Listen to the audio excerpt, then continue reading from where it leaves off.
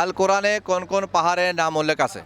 সঠিক কই দিলাম না, এটা জানা নেই। সঠিক জানা নাই। তো আপনাকে আরেকটা প্রশ্ন করি, সূরা আল ফাতিহা জানা আছে? না, সূরা ফাতিহা যে সবারই লাগে ভাই, নামাজ তো পড়াই লাগে, ছোট বড় সবার জন্য সূরা আল ফাতিহা।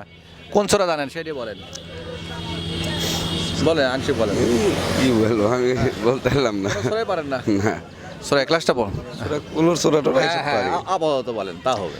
কুলু আল্লাহু আহাদ আল্লাহু সামাদ লাম ইয়ালিদ ওয়া লাম ইউলাদ ওয়া লাম ইয়াকুল লাহু কুফুয়ান আহাদ। তো ভাই আমার সুন্দরভাবে সূরা ইখলাস পারছেন। কুল হু আল্লাহু আহাদ আল্লাহুস সামাদ লাম ইয়ালিদ ওয়া লাম ইউলাদ ওয়া লাম ইয়াকুল লাহু কুফুয়ান আহাদ। কলেমা তাইয়্যিবটা জানেন না আসলে? কলেমা তাইয়্যিবটা জানেন না? বলেন। কালেমা তাইয়্যিব লা ইলাহা ইল্লাল্লাহু মুহাম্মাদুর রাসূলুল্লাহ। বেশ, আমাদের নবীর নামটা জানা আছে? মুহাম্মদ হযরত সাল্লাল্লাহু আলাইহি সাল্লাম। বেশ, তাও এতটুকু পারছেন জন্য ধন্যবাদ। আল কোরআনে অনেক কিছু শিখছে, অনেক কিছু জানার ভাই, অনেক ভালো মানুষ। তবে 5 ওয়াক্ত নামাজ পড়েন ভাই রে ভাই, 5 ওয়াক্ত নামাজ পড়েন রে লাভ। আল কোরআন